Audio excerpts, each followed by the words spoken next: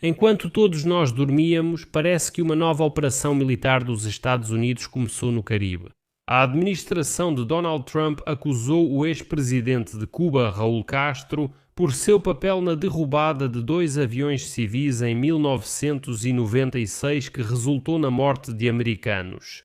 Castro foi acusado de conspiração para assassinar cidadãos dos Estados Unidos.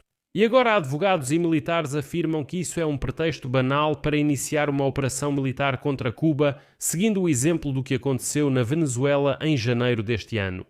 Ao mesmo tempo, no mesmo dia, um grupo de ataque de porta-aviões das Forças Armadas dos Estados Unidos chegou ao Mar do Caribe e mirou em Cuba. O próprio Donald Trump declarou na véspera estar pronto para declarar guerra a Cuba, já que o regime da ilha não está pronto para a diplomacia. Vamos discutir, isso é uma nova guerra? E por que Trump precisou levantar um caso de 30 anos atrás para condenar Raul Castro? Meu nome é Alexei Pitti, vamos discutir esse assunto juntos. Mas antes de começarmos, peço que você se inscreva neste canal do YouTube, curta o vídeo e deixe qualquer comentário seu. E amigos, inscrevam-se no meu canal do Telegram Pitti News, o link está na descrição deste vídeo. E também lá na descrição do vídeo tem o link para o meu canal do YouTube exclusivamente em ucraniano. Portanto, se vocês quiserem assistir meus episódios separados em ucraniano, não deixem de acessar e se inscrever. E apoiem o canal do YouTube totalmente novo e exclusivamente em ucraniano. Então, as autoridades dos Estados Unidos oficialmente apresentaram acusações criminais contra o ex-líder de Cuba, Raul Castro. O procurador-geral interino dos Estados Unidos, Todd Blanche, declarou que a acusação contra o ex-presidente de Cuba, Raul Castro, envia um sinal de que aqueles que matam americanos serão responsabilizados. Ele afirmou que essa acusação marca o primeiro caso em quase 70 anos em que líderes cubanos de alto escalão foram acusados pelos Estados Unidos pela morte de americanos. Sabe-se que a lista de acusações contra o ex-presidente cubano prevê a pena máxima de prisão perpétua, caso ele seja considerado culpado no julgamento. Além disso, conspiração com o objetivo de assassinar cidadãos dos Estados Unidos. O atual presidente de Cuba, Miguel Díaz-Canel, já declarou que a acusação feita pelos Estados Unidos contra seu antecessor, Raul Castro, é, abre aspas, uma manobra política sem qualquer fundamento legal, destinada apenas a justificar a agressão dos Estados Unidos contra seu país. A seguir, a declaração literal de Miguel Díaz-Canel.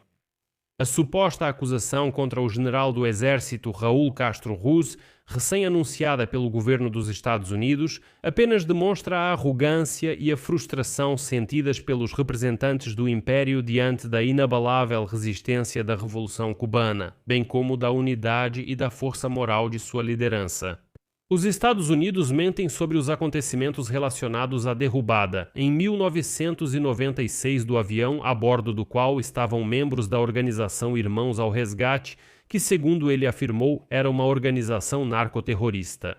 Em 24 de fevereiro de 1996, Cuba agiu dentro do direito à legítima defesa em suas águas territoriais. Após repetidas e perigosas violações do nosso espaço aéreo por conhecidos terroristas, sobre as quais a administração dos Estados Unidos da época foi alertada mais de uma dezena de vezes, mas ignorou os avisos e permitiu as violações.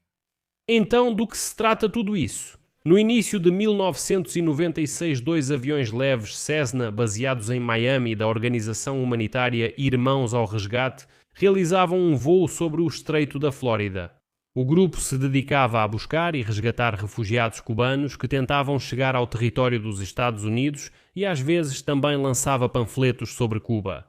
Naquela ocasião, caças militares cubanos MiG-29, sob ordens dadas dentro da cadeia de comando então controlada por Raul Castro, interceptaram os aviões.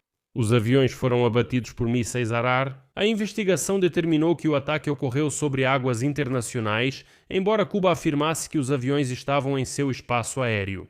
4 pessoas morreram, 3 das quais eram cidadãos dos Estados Unidos. O governo cubano estava insatisfeito com a organização por desafiar o regime de Castro e apoiar protestos com lançamentos aéreos. O retorno do governo cubano a Cuba.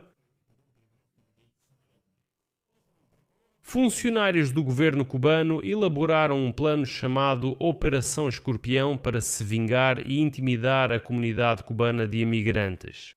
Na acusação, afirma-se que o governo de Cuba, liderado por Castro, infiltrou espiões nas fileiras da organização Irmãos ao Resgate e, segundo a promotoria, foi o próprio Castro quem deu a ordem para abater aviões civis, sabendo muito bem quem estava a bordo. E justamente no dia em que a promotoria dos Estados Unidos apresentou acusações contra Castro, um porta-aviões americano chegou ao Mar do Caribe. Coincidência? Eu não acho. Os militares americanos anunciaram a chegada do grupo de ataque do porta-aviões Nimitz, que inclui o porta-aviões, sua ala aérea e pelo menos um destroyer com mísseis guiados. No final das contas, as autoridades cubanas veem a acusação contra Castro como uma preparação para uma intervenção militar. E isso faz sentido. Donald Trump falou repetidamente sobre a possibilidade de um acordo que poderia evitar um ataque dos Estados Unidos à ilha comunista. A seguir, sua citação.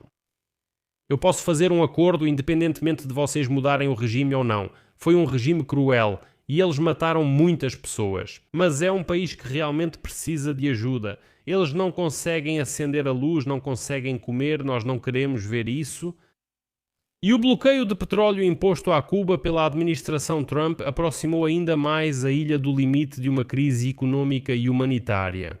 As sanções contra empresas estrangeiras que fazem negócios com o governo cubano também forçaram algumas companhias de navegação que importam alimentos para Cuba a anunciar o encerramento de suas atividades. O agravamento da escassez de energia elétrica e os cortes de luz provocaram alguns protestos antigovernamentais, algo que as autoridades cubanas normalmente não toleram. E não é à toa que recentemente o chefe da CIA, Ratcliffe, visitou Cuba. E agora a acusação contra Raul Castro, que liderava o exército cubano durante a queda do avião, eleva a tensão entre os adversários da Guerra Fria a um nível que não era visto há décadas. Essas acusações criam a base para uma possível operação militar dos Estados Unidos para sua extradição, assim como aconteceu com Nicolás Maduro da Venezuela, que aliás é um aliado próximo de Cuba. Mas ao contrário da Venezuela, onde o exército de Nicolás Maduro demonstrou uma defesa fraca, facilmente derrotada pelas tropas americanas, e seus antigos aliados rapidamente se submeteram às exigências de Donald Trump. Os apoiadores de Castro provavelmente reagirão de forma muito mais agressiva. Os militares cubanos já estão se preparando para repelir um possível ataque dos Estados Unidos e o atual presidente Díaz-Canel jurou que qualquer invasão resultará em um banho de sangue. Essa é uma citação dele. Em toda a ilha, os militares estão realizando exercícios e o governo está alertando a população civil sobre a necessidade de se preparar para um ataque. Qualquer ação contra Castro provavelmente levará a uma guerra encoberta, mesmo que Cuba, esteja em grande desvantagem em termos de armamento. E é importante entender por que decidiram atacar justamente Castro, embora aparentemente o velhinho já tenha 94 anos. E aqui muitos podem se perguntar por que justamente ele? Por que Raul Castro e não, por exemplo, o atual presidente? A questão é que praticamente todo o alto funcionário político e militar foi escolhido pessoalmente por Raul Castro. E o secretário do Partido Comunista, Díaz-Canel, afirma que todas as decisões importantes em Cuba são tomadas justamente por Raul Castro. Ou seja, para entender, Raul Castro em Cuba é como se fosse o líder supremo Khamenei no Irã. Vou deixar por aqui, escreva sua opinião e suas conclusões nos comentários deste episódio, inscreva-se no canal, ative o sininho e não se esqueça de deixar o like. Se quiser apoiar o trabalho deste canal do YouTube, você pode fazer isso financeiramente com qualquer doação pelos links e dados na descrição deste vídeo ou pelo QR Code na sua tela. E também lembro, inscreva-se no meu canal do YouTube em ucraniano, o link também está na descrição deste vídeo. É isso por hoje. Cuidem-se. Tchau a todos.